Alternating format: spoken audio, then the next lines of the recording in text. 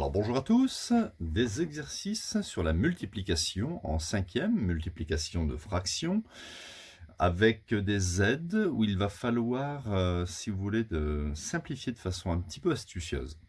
Alors on commence, il y aura quelques calculs. 3 sur 20 fois 5 sur 21.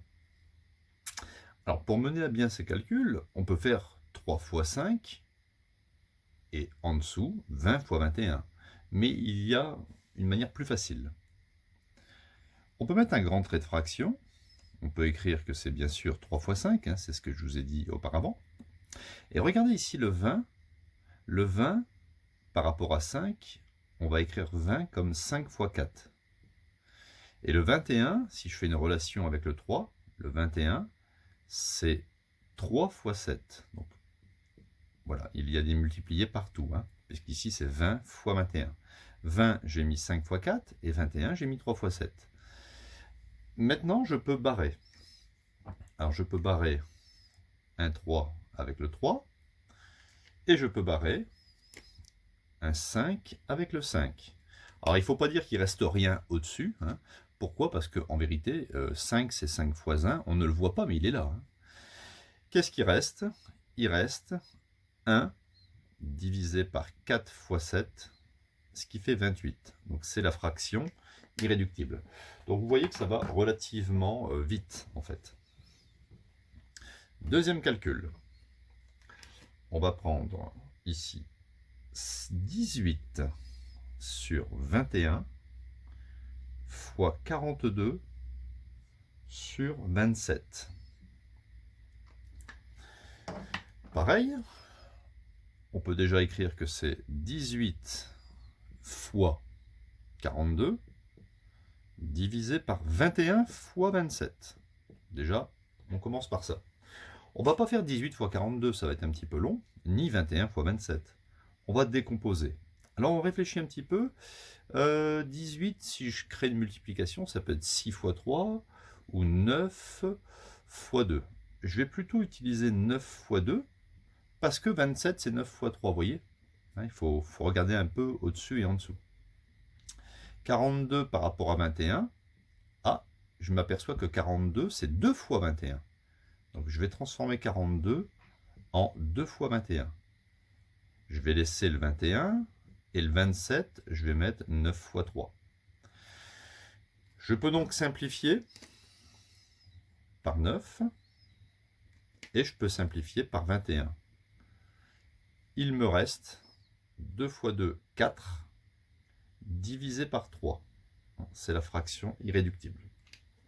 Bon, il y a plusieurs techniques différentes, mais ça dépend comment on a ici décomposé les nombres ou les chiffres. Troisième calcul, 9 treizièmes, 9 treizièmes multiplié par 39 sur 27.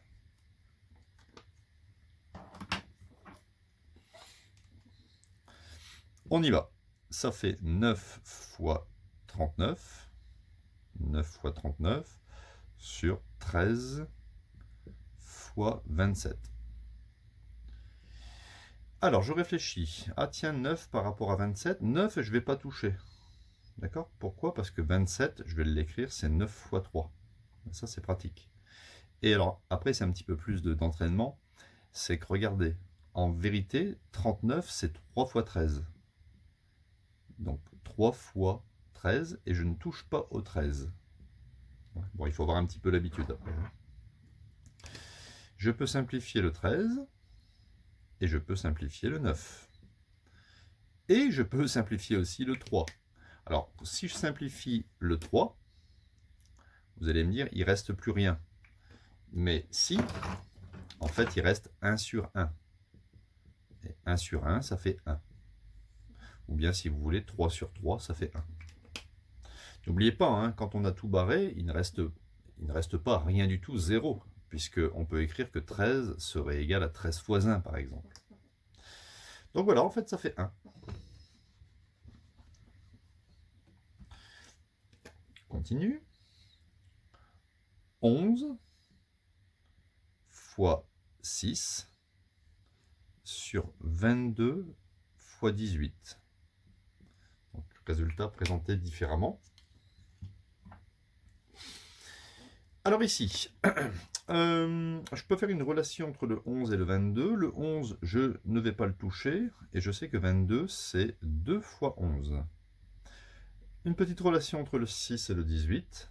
6, eh bien, je vais le laisser en 6. Et 18, je vais mettre 6 fois 3. Je vais donc obtenir, après simplification, 11. 11, je barre 6, 6. N'oubliez pas qu'au-dessus, il reste le chiffre 1, divisé, et là, vous recomposez 2 fois 3, ça fait 6. Donc voilà, donc ça, le résultat, ça fait 1/6. On continue. Alors, on efface tout ça.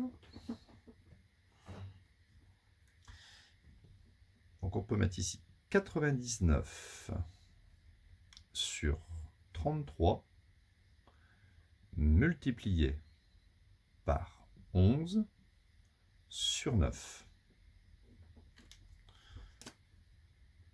Je vais donc obtenir 99 fois 11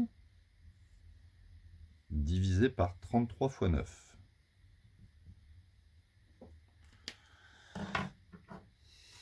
Donc je fais un petit rapprochement entre le 99 et le 9. Je vais dire que 99, finalement, c'est 9 fois 11. Le 11 qui est ici, je ne vais pas le toucher. 33, je peux dire que 33, c'est 3 fois 11. Et le 9 ici, je ne le touche pas. Pourquoi? Parce qu'il y a un 9 au-dessus. Je peux barrer un 9 au numérateur et au dénominateur, un 11 au numérateur et un 11 au dénominateur. Il me reste 11 divisé par 3. 11 tiers. Voilà. Donc un dernier petit calcul. 7 sur 23 multiplié par 4,6. Alors un petit peu plus subtil ici, on va écrire que c'est pareil que 7 sur 23, et 4,6, je vais dire que c'est 46 divisé par 10. D'accord? Parce que 46 divisé par 10, je déplace ici la virgule, qui est au départ ici, ça fait, si j'ai 46 et que j'ai la virgule qui est ici, je divise par 10, donc je déplace la virgule vers la gauche, 4,6. Ce qui me donne 7 fois 46 divisé par 23 fois 10. Tout de suite, je fais un rapprochement entre 23 et 46. Je peux dire que 46, c'est 2 fois 23. 2 fois 23. Je laisse 23 et 10. Je barre les 23. Il me reste ici 7 fois 2. Ah, mais je peux faire encore, vous voyez ici, il y a du 2 et du 10. Donc je peux laisser 7 fois 2 et décomposer 10 en 2 fois 5. Je peux barrer de nouveau les 2. Et j'obtiens la fraction 7/5. Bon, il y a plusieurs façons de faire, mais on arrive toujours à la fraction irréductible.